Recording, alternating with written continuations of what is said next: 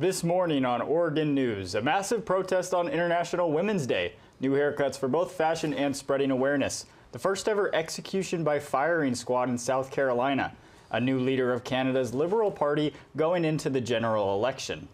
Oregon Ducks head coach Dan Lanning extended on a massive deal, recapping a busy weekend for both Diamonds for the Oregon Ducks and a local ping pong club with a much older demographic. That and much more right now on Oregon News. Good morning and welcome into the Oregon News Studio. I'm Eli Kuhn. And I'm Brady Ruth. The United States recognizes the month of March as Women's History Month. For many, it's a time to reflect on the contributions and sacrifices made by women every day. Reporter Grace Ritz tells us more about how the Eugene community is showing up. With DEI initiatives and women's reproductive rights on the chopping block nationwide, Eugene citizens make it clear they will continue to fight for democracy. As marches take place across the country, Eugene community members show their support on International Women's Day. The protest began at Alton Baker Park before continuing onto both sides of Coburg Road. Yes, we can! Yes, we can! Protesters waved signs and led chants to voice their opinions on women's rights, the dismantling of government agencies, and climate change. Drivers on Coburg Road showed their support for the demonstration by honking and cheering along with protesters. The march, along with others all over the country, was posted on womensmarch.com and had over 400 attendees listed.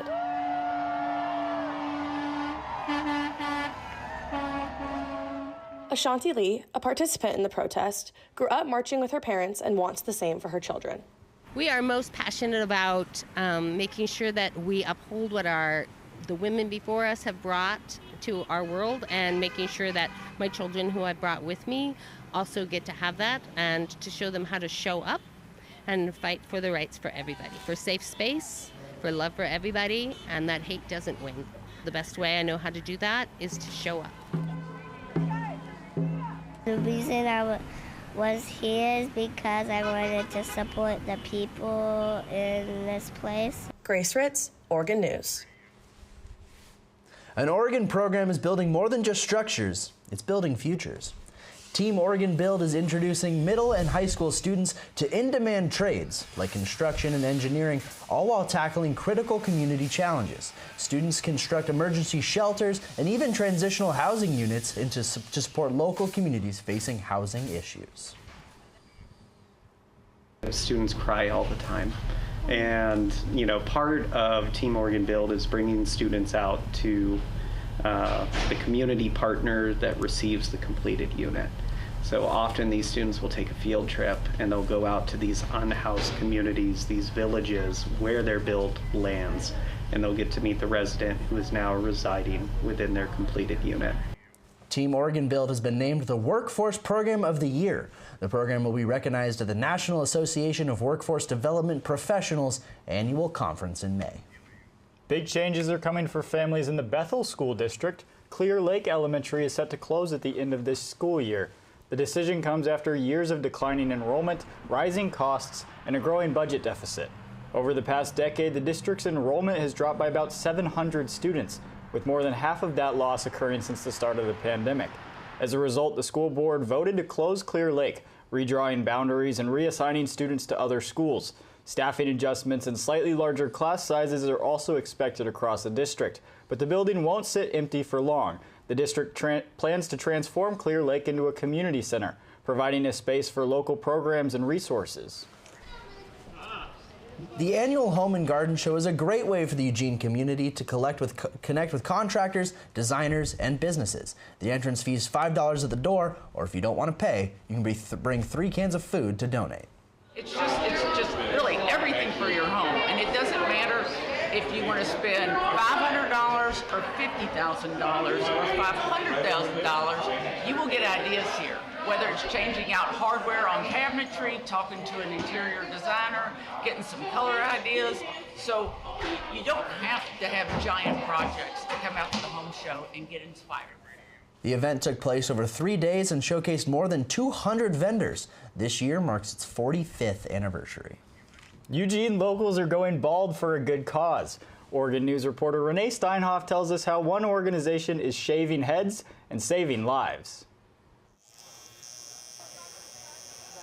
Hearing the buzz of clippers, you would think people are getting haircuts outside of a brewery, but instead, dozens are shaving their heads for children battling cancer. This is the 25-year anniversary for the foundation. Before 2000, doctors were forced to use watered-down adult chemo to try and treat kids. But thanks to the St. Baldrick's Foundation and increases in awareness, there are now a lot more cures for childhood cancer. This event, hosted by the St. Baldrick's Foundation up to Cold Fire Brewery, showed that these kids are not alone in their fight. I've been able to get in touch with kids and families that are going through cancer treatments now and connecting them with people that are willing to brave the shave. And we actually had a little kiddo here, Jasper, who's currently undergoing chemotherapy. His treatment is up in the air. We're not sure how it's doing. And he was on stage and helped me, get the first couple of chunks of my hair off. Participants like Josie Carsonson advocate for them. Last year I was diagnosed with non-Hodgkin's lymphoma, which is a blood cancer, and it was really difficult, and I think something that helped was the way that community came together. Seeing Jasper, who was doing the first shave today on our first head, seeing a community rally for you when you're going through something really tough like that makes a huge difference. I have the opportunity to be here, and there was a chance I wasn't going to be here, and so I'm just so grateful that I am and that I get to give back like that. The funds today will go directly to the St. Baldrick's Conquer Kids Cancer Program, which will speed childhood cancer research. Oregon News, Renee Steinhoff. We'll step aside for a moment here on Oregon News. When we come back, another plane crash in Pennsylvania, chaos inside a CarMax in Los Angeles, and Canada's newest prime minister. The life of every child is precious beyond measure. If you care for a child with a disability and have limited income and resources, help is available. Children with a physical or mental disability or who are blind may qualify for monthly cash payments through the Supplemental Security Income Program, or SSI. The program provides help to meet basic needs for food, clothing, or a place to live, and disability-related needs. It's money that can make a meaningful difference. If you're the parent or caregiver of a child or teenager you think may be eligible, call Social Security at 1-800-772-1213 or visit ssa.gov/SSIkids to learn how to apply today. That's ssa.gov/SSIkids. It's real help for the children. Message produced by Social Security at U.S. taxpayer expense. They say those who can't teach, and they're right. Those who can't ignore a child's burning curiosity about the world. Those who can't allow a single kid to quietly slip through the cracks. Those who can't let children be bullied into feeling like they're worthless.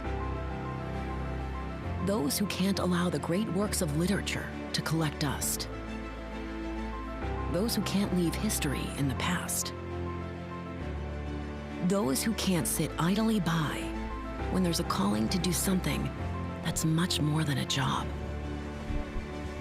More than 150 companies and organizations have added their support for teachers by becoming Teachers Can partners. Add your voice and show your support at teacherscan.org. Because those who can't give up on the future, teach.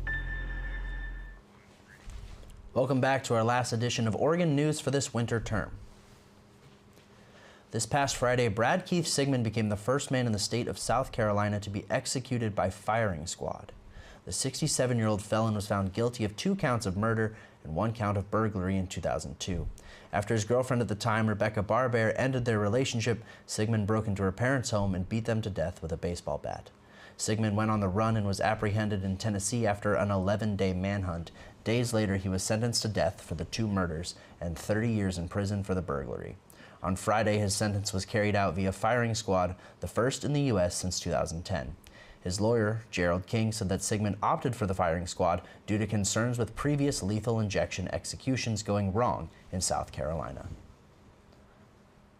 In his final statement, Sigmund said, quote, "I want my closing statement to be one of love and a calling to my fellow Christians to help us end the death penalty. An eye for an eye was used as a justification to the jury for seeking the death penalty.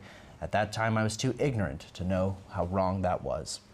Sigmund also said that we no longer live in the Old Testament law, but the New Testament. The death penalty is illegal in 27 states, but governors in several states, including Oregon, currently have planned executions on hold as support for capital punishment decreases. 8 people are injured after a scary scene at a CarMax in Inglewood, California. Authorities say a customer left the store after having his vehicle appraised before plowing into the dealership showroom, leaving 2 people in critical condition.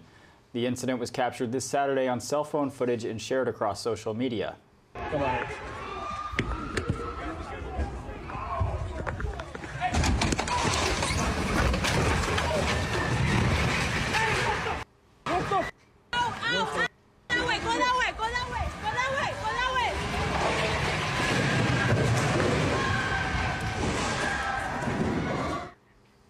Police say the driver turned himself into LAPD after leaving the scene, where he was then detained. The suspect is facing multiple felony counts, including assault with a deadly weapon. CarMax released a statement on Saturday saying, quote, "The safety of our employees, community, and customers is our top priority." They went on to say, quote, "We're deeply saddened by this event and our hearts go out to everyone impacted." A small plane went down in Lancaster County, Pennsylvania on Sunday. The 5 people on board were all injured as the plane crashed into a parking lot at Brethren Village Retirement Community in Manheim Township. A dozen cars were damaged in the wreckage as the 5 passengers were rushed to the hospital. The small, single-engine Beechcraft Bunzana airplane was headed for Springfield, Ohio, but hit the ground roughly 30 seconds into its flight. One witness said that the aircraft quickly started veering left and fell into a nosedive. While video shows massive amounts of flames and smoke, the Manheim Township Fire Department says the fire has been put out using, quote, "copious amounts of water." The crash comes as the latest in a string of aviation mishaps that's become a concerning theme in 2025. The National Transportation Safety Board states that 114 aviation accidents have been reported so far in 2025 after this latest crash. The 5 victims were taken to local hospitals. No casualties have been reported at this time. Matt Carney is the new leader of Canada's Liberal Party and will take over for Justin Trudeau. Carney will be Canada's next Prime Minister and lead the party into a general election to be held later this year. The 59-year-old central banker has never held public office, but ran the Bank of Canada from 2008 to 2013. Carney won in a landslide, receiving 86% of the party's votes. He's expected to be sworn in as Prime Minister soon this week. And because Carney does not hold a spot in Parliament, he's also expected to call for the general election soon, where he'll face off against Pierre Poilievre, the leader of the Conservative Party. In his acceptance speech, Carney attacked new tariffs in the U.S.-Canada trade war. And Donald Trump, as we know, has put, as the Prime Minister just said, unjustified tariffs on what we build, on what we sell, on how we make a living. He's attacking Canadian families, workers, and businesses. And we cannot let him succeed. And we won't. Donald Trump has yet to respond to Carney's win, but did reaffirm his support for tariffs when speaking to reporters aboard Air Force One on Sunday. Oh, I think the tariffs are going to be the greatest thing we've ever done as a country. It's going to make our country rich again. With the Canadian general election looming, Carney's approach to U.S.-Canada trade agreements or disagreements will be closely watched. Coming up after the break, Brooke Caldwell tells us what kind of weather we can expect across this next week across our beautiful state. Want to get out of just about anything? Use the environment excuse. Dear housemates, due to the environmental impact of food waste, I'm eating all your leftovers. You're welcome. Is that my shirt and pants and shoes? I mean, I'm literally saving the environment. Ooh, what's this about? I'm just doing my part for the environment. What did the sushi say to the bee? Wasabi! Gotta love an open mic carpool. Less cars, more jokes! Is that Mima's punch bowl? We use way too much plastic. Think of the planet. Who is the best princess? The environment is the best excuse. Find an out and opt in to save the earth. Just scan this code. The life of every child is precious beyond measure. If you care for a child with a disability and have limited income and resources, help is available. Children with a physical or mental disability or who are blind may qualify for monthly cash payments through the Supplemental Security Income Program, or SSI. The program provides help to meet basic needs for food, clothing, or a place to live, and disability-related needs. It's money that can make a meaningful difference. If you're the parent or caregiver of a child or teenager you think may be eligible, call Social Security at 1-800-772-1213 or visit ssa.gov/SSIkids to learn how to apply today. That's ssa.gov/SSIkids. It's real help for the children. Message produced by Social Security at U.S. taxpayer expense.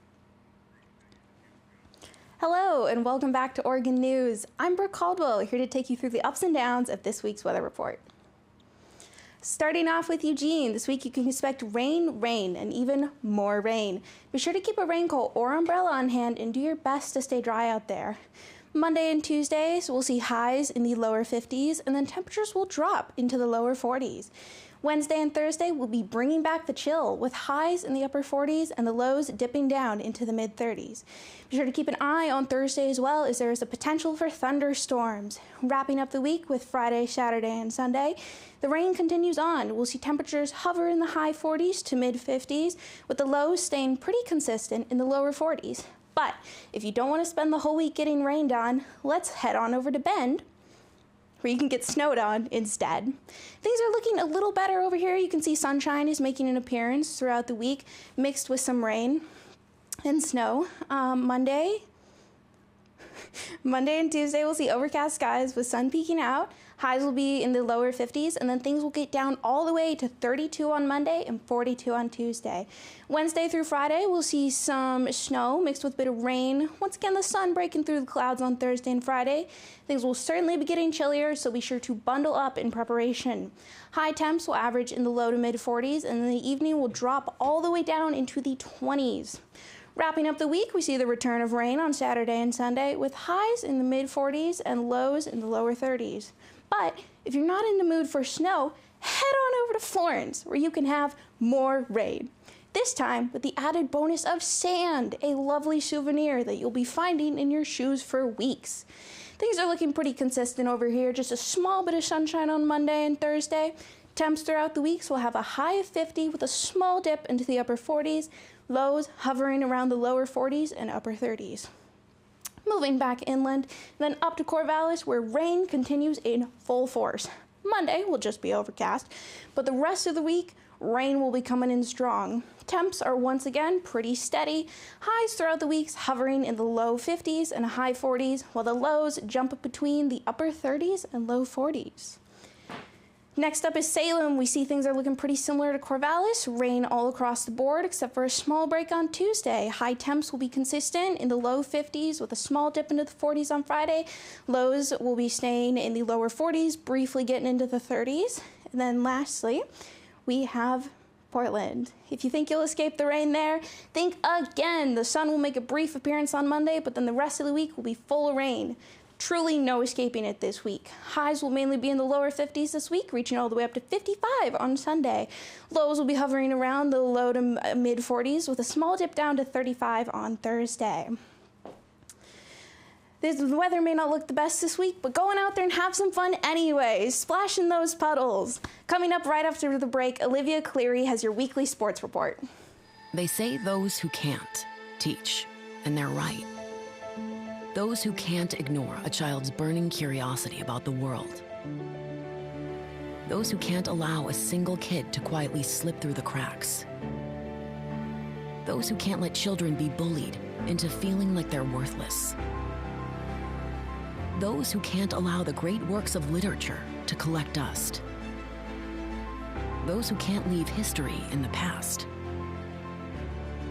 Those who can't sit idly by when there's a calling to do something that's much more than a job. More than 150 companies and organizations have added their support for teachers by becoming Teachers Can Partners. Add your voice and show your support at teacherscan.org. Because those who can't give up on the future, teach. Want to get out of just about anything? Use the environment excuse. Dear housemates, due to the environmental impact of food waste, I'm eating all your leftovers. You're welcome. Is that my shirt and pants and shoes? I mean, I'm literally saving the environment. Ooh, what's this about? I'm just doing my part for the environment. What did the sushi say to the bee? Wasabi! Gotta love an open mic carpool. Less cars, more jokes! Is that Mima's punch bowl? We use way too much plastic. Think of the planet. Who's the best princess? The environment is the best excuse. Find an out and opt in to save the Earth. Just scan this code. Welcome back to Oregon News. My name is Olivia Cleary, and what a weekend it was for Oregon sports. New contracts, basketball postseason, and a whole lot of action on the diamond. So let's get right into it. Dan Lanning is getting paid. Oregon's head football coach just landed a massive raise, bumping his salary to nearly $11 million per year, fully guaranteed. That's a $2 million increase annually, making him one of the highest paid coaches in all of college football. Lanning, who led the Ducks to a perfect regular season and a Big Ten title in 2024, now jumps into the top 10 highest paid coaches. Despite already being signed through 2031, Oregon wasted no time securing their guy, with the deal becoming official Friday morning. His $20 million buyout stays the same, meaning Lanning isn't leaving Eugene anytime soon. Switching gears to basketball, Oregon's Nate Biddle has the chance to make history. The Oregon big man has named a finalist for the Kareem Abdul-Jabbar Award, given to the top center in college basketball. Biddle is averaging nearly 14 points, 7 rebounds, and 2.5 blocks per game. His game extends beyond the paint. He's also knocking down over 30% of his threes. Pretty good for a big man.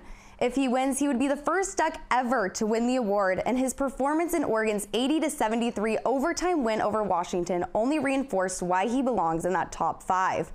Biddle dropped a career-high 36 points while adding 12 rebounds for his 6th double-double of the season and 3rd in the last 5 games. Next, Oregon heads to Indianapolis for the Big Ten tournament as they'll face number 8 seed. As the number 8 seed, they'll face number 9 Indiana on Thursday at 9 a.m., a team the Ducks already took down earlier this season in Eugene.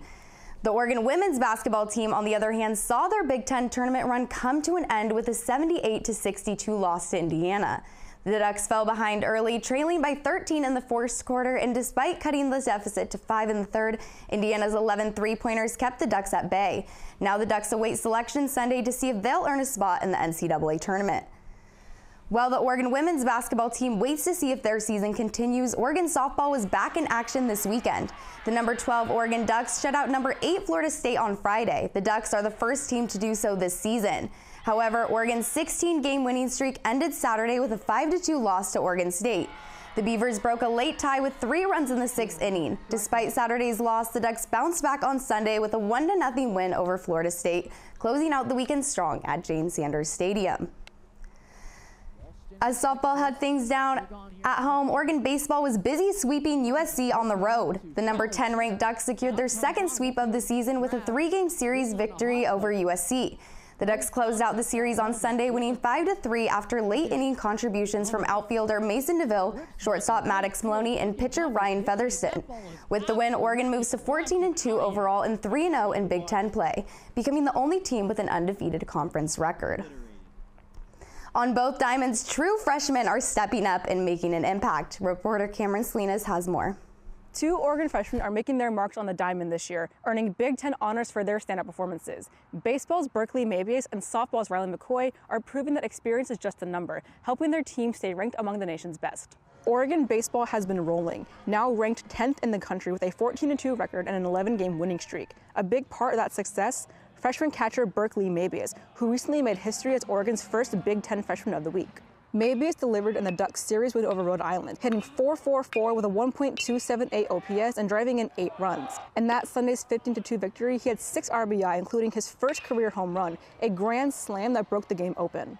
A top catcher prospect from Nevada, Maybies was a USA 18U national team alum and Desert League Player of the Year. Now he's making an instant impact for the Ducks. Over on the softball field, Riley McCoy is showing why Oregon is ranked 12th in the country. The freshman slugger powered the Ducks to a doubleheader sweep over San Diego and Portland State with 5 hits and 3 RBI. McCoy has been a force all season, already tied for 9th in the nation with 9 home runs. At the Marinetta Classic, she led all hitters with 4 long balls, earning tournament MVP honors after batting .438 with 7 RBI and a 1.313 slugging percentage. McCoy is also making history off the field. Before this year, the last Oregon freshman to earn a major conference award was Gwen Svekits in 2015. Now, McCoy is the latest Duck to claim Freshman of the Week honors, continuing Oregon's dominance in its first season in the Big Ten. With Maybies behind the plate and McCoy at first base, Oregon baseball and softball are getting big-time contributions from their youngest stars. With Oregon News, I'm Cameron Salinas. Both Oregon softball and baseball are back in action this week. Now, back to Brady and Eli with more. The life of every child is precious beyond measure. If you care for a child with a disability and have limited income and resources, help is available. Children with a physical or mental disability or who are blind may qualify for monthly cash payments through the Supplemental Security Income Program, or SSI. The program provides help to meet basic needs for food, clothing, or a place to live, and disability-related needs. It's money that can make a meaningful difference. If you're the parent or caregiver of a child or teenager you think may be eligible, call Social Security at 1-800-772-1213 or visit ssa.gov/SSIkids to learn how to apply today. That's ssa.gov/SSIkids. It's real help for the children. Message produced by Social Security at U.S. taxpayer expense. They say those who can't teach, and they're right. Those who can't ignore a child's burning curiosity about the world. Those who can't allow a single kid to quietly slip through the cracks. Those who can't let children be bullied into feeling like they're worthless. Those who can't allow the great works of literature to collect dust. Those who can't leave history in the past. Those who can't sit idly by when there's a calling to do something that's much more than a job. More than 150 companies and organizations have added their support for teachers by becoming Teachers Can Partners. Add your voice and show your support at teacherscan.org. Because those who can't give up on the future, teach. Welcome back to Oregon News on this National Napping Day, one day after daylight savings took an hour of sleep from us all. Out in Springfield, a local ping pong club is helping elders improve their mobility, balance, and confidence. But don't call it ping pong. The avid players say once you play as much as them, it becomes table tennis. Open 6 days a week, Blazing Paddles also has tournaments for the more competitive people, but the organization focuses most on the sense of community that it brings. Well, it's meant a lot of social time, a lot of laughs and camaraderie with people who love the sport as I do. The neurons in your brain are firing up because you have to make split millisecond decisions constantly. A 2020 study by the National Institute of Health showed that table tennis may improve motor symptoms of Parkinson's disease, and that it improves coordination and cognitive functions. That's why Blazing Paddles welcomes players of all skill levels, especially those looking for a fun way to stay active while managing the disease. With a mix of casual play and competitive tournaments, Blazing Paddles is proving that table tennis is more than just a game. It's a lifeline. The beer garden is buzzing with energy this week as Muse Volume 3, a celebration of women in music, takes stage. It was a 4-night musical showcase featuring 6 incredible woman-led shows. In honor of International Women's Day, the Beer Garden and Public House have teamed up to amplify the voices of women in our community as a tribute to the women who inspire, create, and perform for us. Today we're highlighting the talented artists of Acoustic Minds who are bringing their voice to the celebration. Showcasing with other women is so special because in the music industry there are so many different obstacles to get through, not only as just a human, but especially as a woman. Everybody thinks that we need to compete, but I think we're stronger together. I think we can get more done together. Muse Volume 3 is concluded after 4 nights of performances. From all of us here at Oregon News, it's been a treat to bring you this morning's stories. On behalf of our producer, Tayton Torgumson, and everybody else behind the scenes, thank you for tuning in. I'm Eli Kuhn. And I'm Brady Ruth. Thanks for watching our final broadcast of the term. Have a great Monday.